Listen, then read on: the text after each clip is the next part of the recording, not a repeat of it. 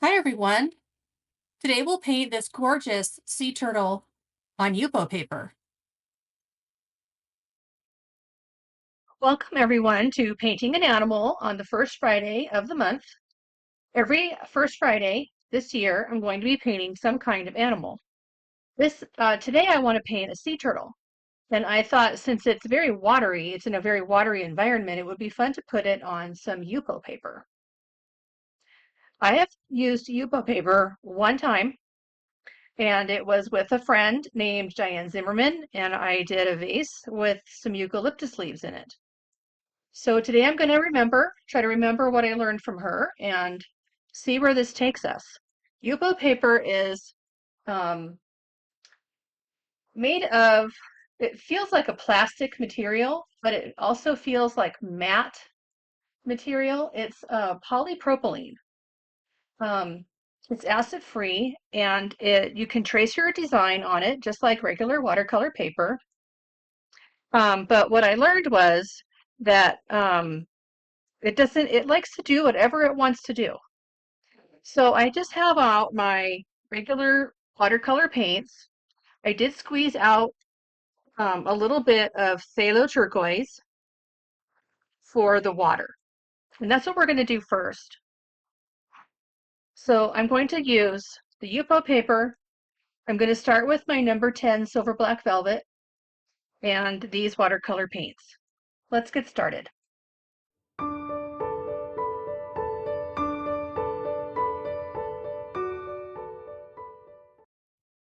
You can see in the reference photo that the turtle is swimming in some very clear turquoise water. So what I'm going to do is I'm going to wet all around the turtle and see what happens when I put in some pigment. And spread it around, get more water.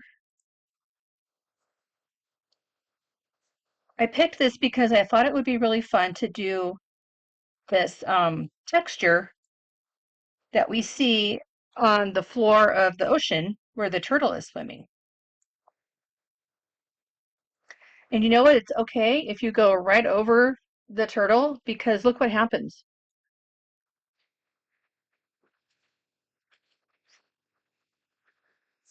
It just wipes right off. I think that is really cool.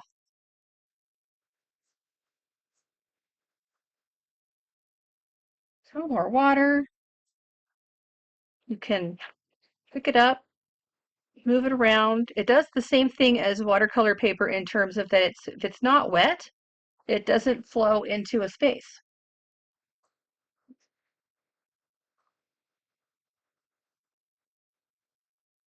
So use whatever colors you have.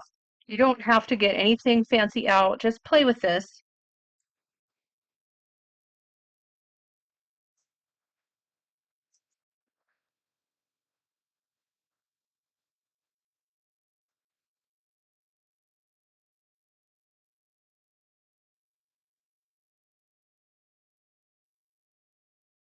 And then it's not going to soak in at all.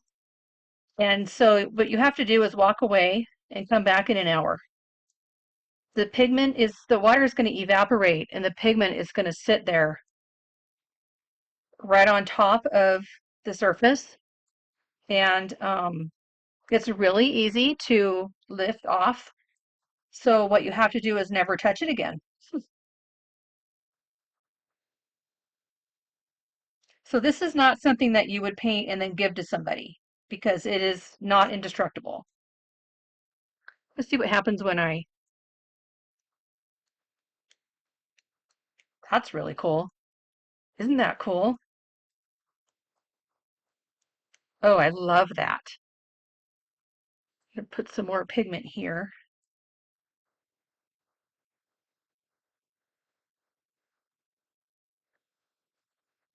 Okay, do the rest of the ocean floor.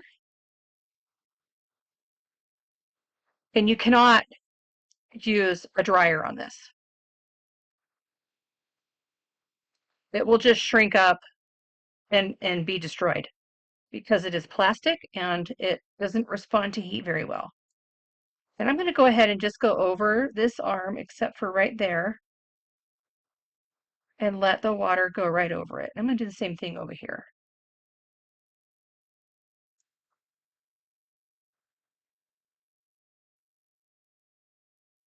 You don't have to mask it out because what we're going to do for the white areas is just wipe it off.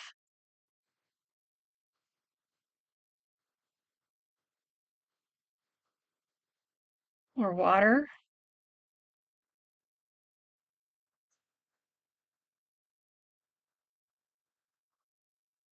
It's really shadowed up here on the reference photo. So a little bit of shadow here.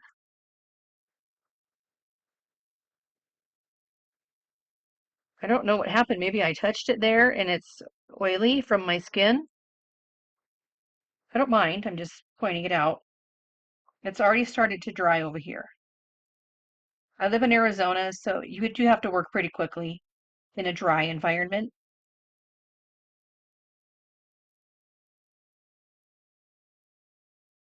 Okay.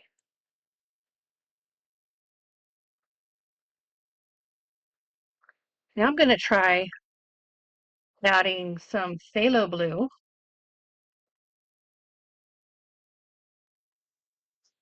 Adding it right in. So it's not dry, and I wanted to show you what it's doing all by itself, just sitting here. I love how all of the dots that I splatted in are swirling around the fin or flippers, whatever they are. And I think I'm going to go ahead and do the inside, but leave a border of white. I'm grabbing some Hansa Yellow Deep. Just going to put it around. I didn't wet the paper this time. I'm just putting it on with the pigment. Now I'm going to grab some burnt sienna.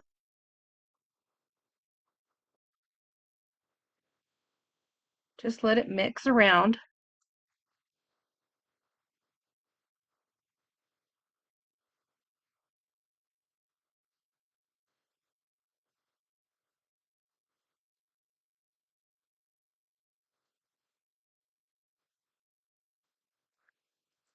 And I'm going to grab burnt umber. So now it's wet, and everything that I put in it now is going to um, move around because everything's wet.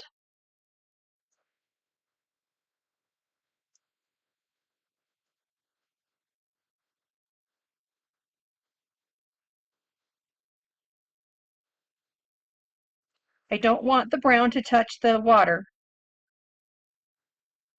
because what will happen is um, it will bleed into the water. It's really dark around the edges of the turtle. I'm going to leave that alone. I know that's really dark, but I'm just going to leave it alone for like what I said so that it doesn't bleed into the water.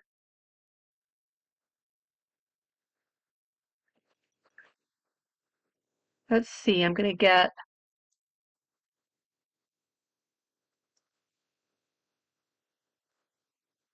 cadmium orange.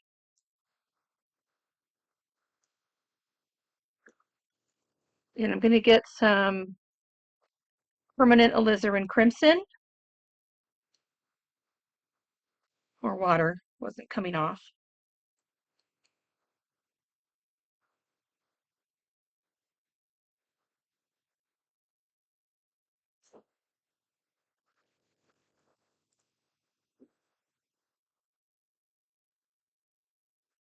Okay, and I'm going to go ahead and do a little bit on the head.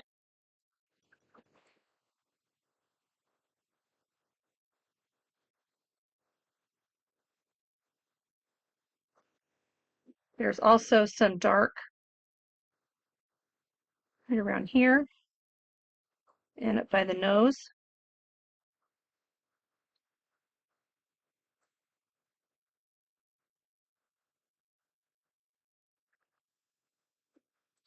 I'm going to get some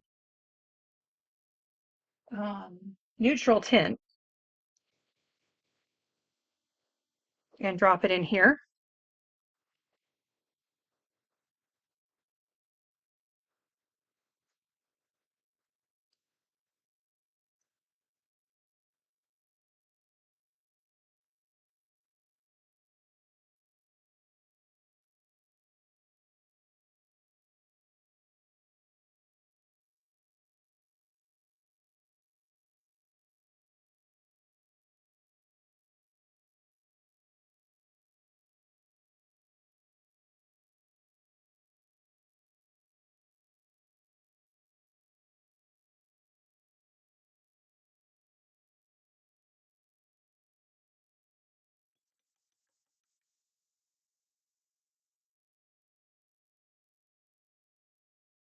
Put a little bit around in here. Okay, now I have to walk away or I'm just going to keep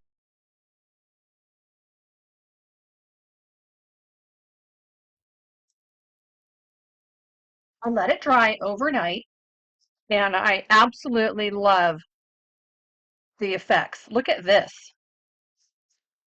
I don't want to get it wet. Look at this.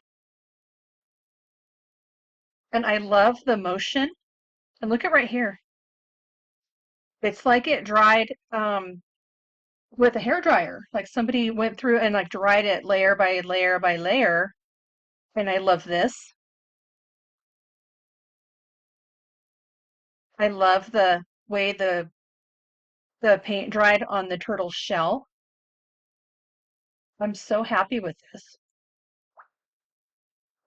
So now I'm trying to think about how to move forward. And I know I want to use some yellow ochre or raw sienna on the fins and on the neck and around here. So I'm gonna go ahead and add those in. And then when those are dry, I think I will add the dark spots on the fins and then the dark wrinkles and the dark spots here.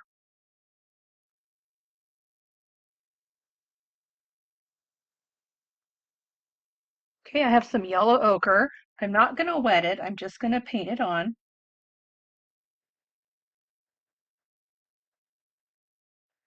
Leaving a little white. Yeah, I'm just gonna paint it in. I can always take it off because it's Yupo paper.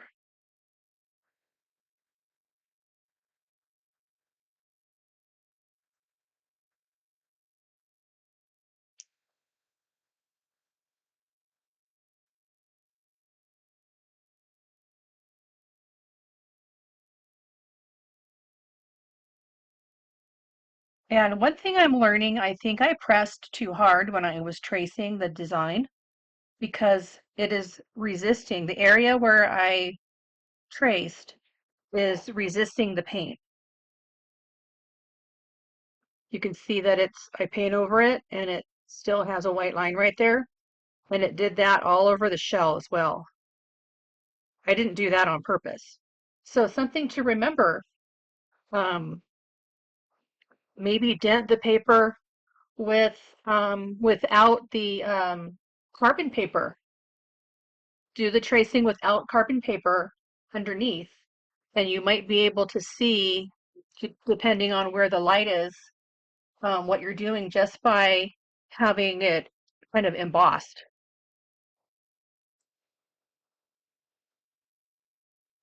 I'm going to leave that blue. This is supposed to be a dark brown. So when I'm done with this, I'm going to go ahead and put that in.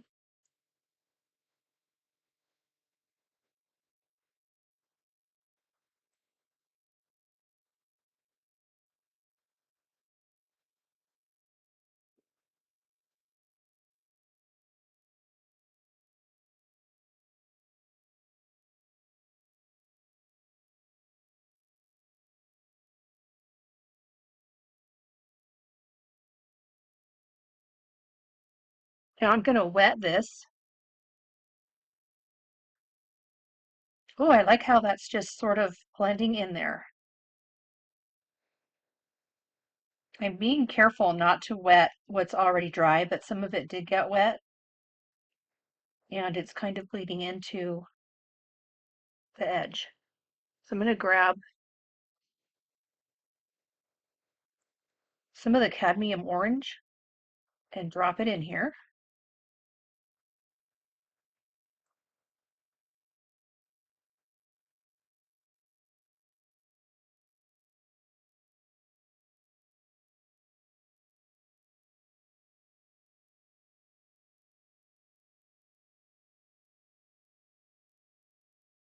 And since the blue did not go all the way up to the edge, I think I'm just going to go ahead and fill it with this yellow ochre, or what was I using? Cadmium orange.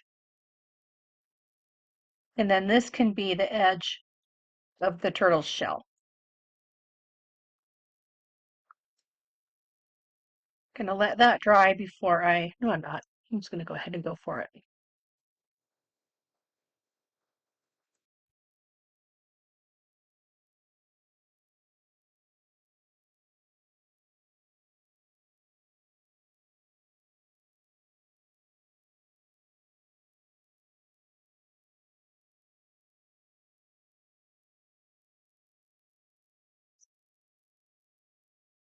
It's like my brush is coming apart. Not surprised, I've used this nonstop since I bought it a couple of years ago.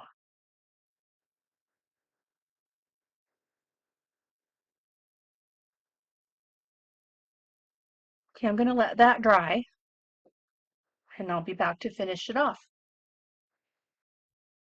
It's been about 15 minutes and it's pretty well dry. I have a dark value of sepia on my number 2 silver black velvet, and I'm going to go through and make the all of the, I don't know if they're just spots or if they are scales. Whatever they are, I'm going to go ahead and put them in on the flippers.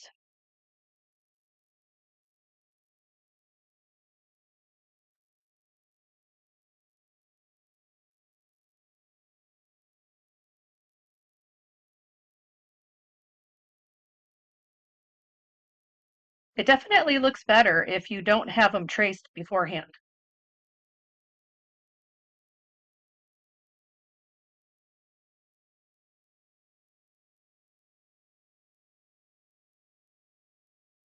Because of that effect I was talking about earlier, with the paint being, the paint resisting the outline.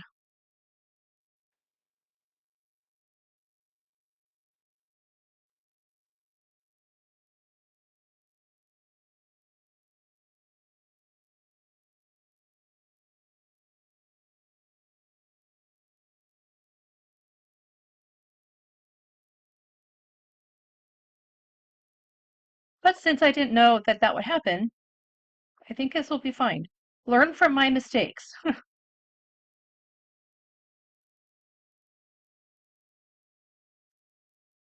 I'm just doing random shapes, and I think I'm going to go ahead and speed this up because there is no rhyme or reason to it. Just randomly put in some dark spots. Paying attention to them being, smaller here next to the body, bigger on the edges, and then kind of medium sized over there.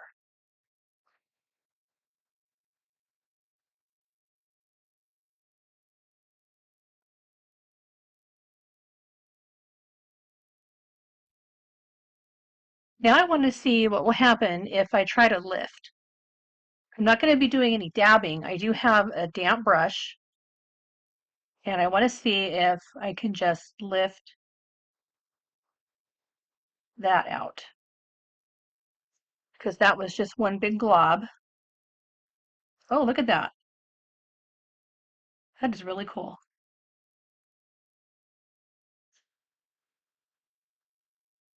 It's slightly more wet than just damp. Let me get this out of here.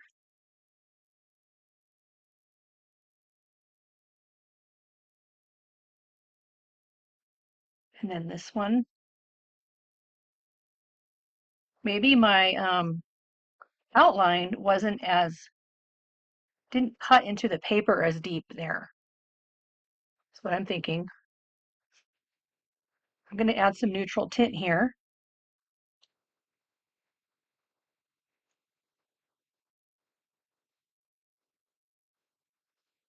And I'm going to lift here. That's really cool. There.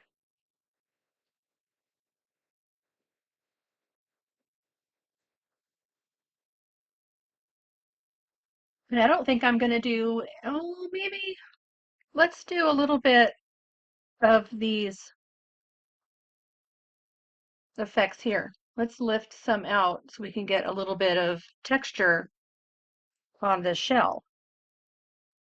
I think I'll just try it as an experiment on this one down here. And then if I don't like it, I think I can just lift this part off and just do it over again. Okay, so I see.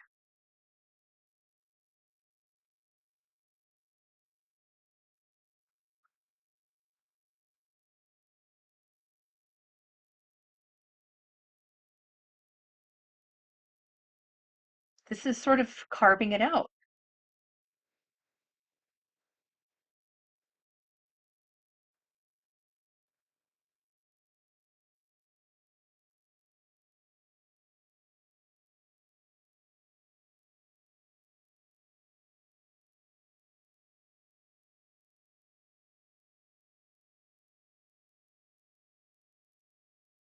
Easier if I just have this with me.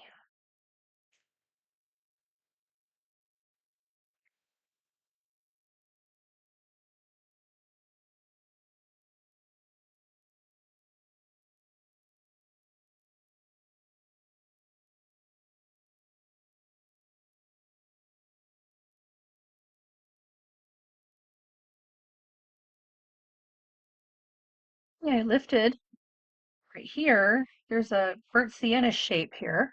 So I'm going to now get some burnt sienna and put that in there.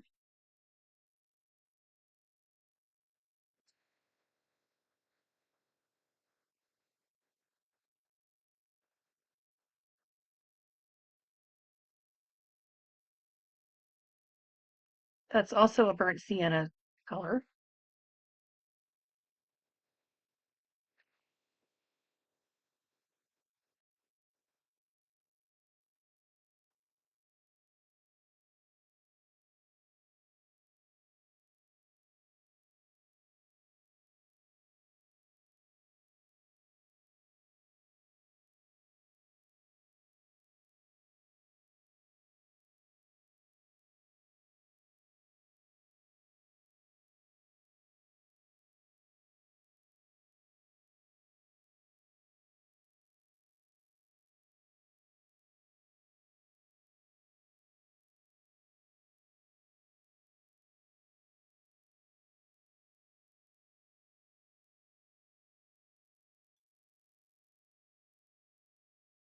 There's, when you look at the whole thing, it seems like there is a burnt sienna here, here, here, and here. And then there's like a starburst formation coming on either side of the spine, if there was a spine. But I think that the shell is concave, and so I think this upper ridge has this pattern on it.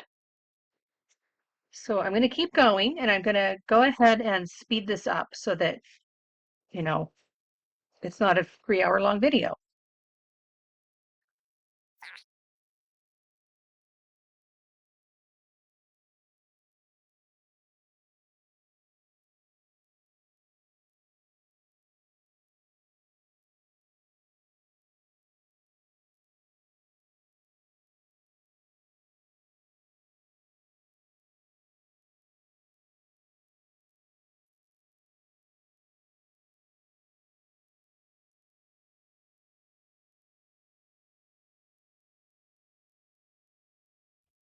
I want to point out that I didn't really like what was happening here, so I just took a wet brush and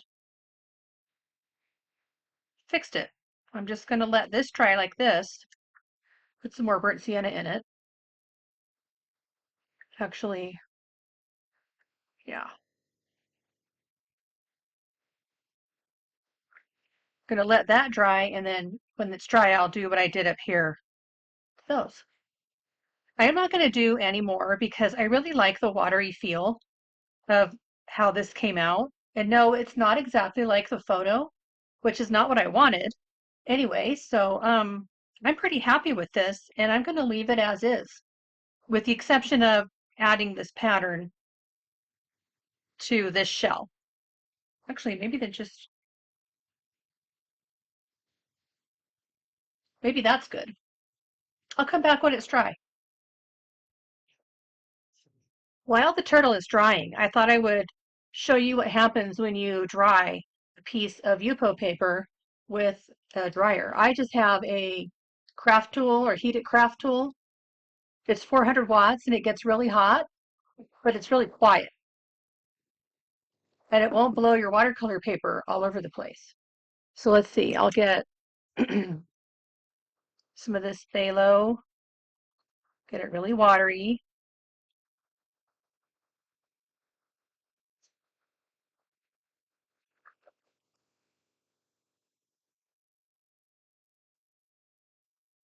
Okay, let's see what happens. I've only had people tell me, so I don't really know, but let's watch.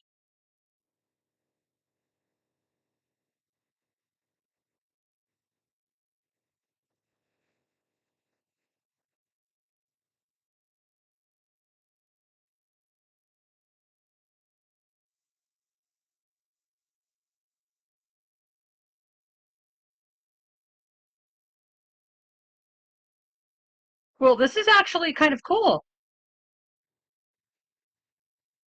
It is wrinkling, it's warping, but I really like what's happening with the layers. Looks like it's leaving little striations.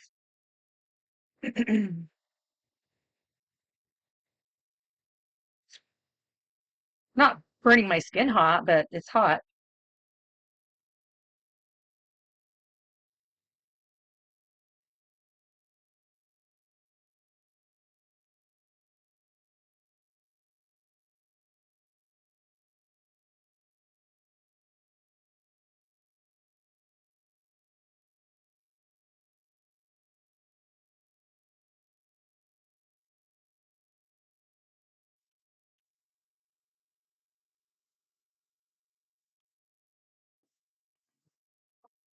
Well, that's really interesting. This is just to goes to show that you should try it yourself and not just go by what other people say, what you hear online.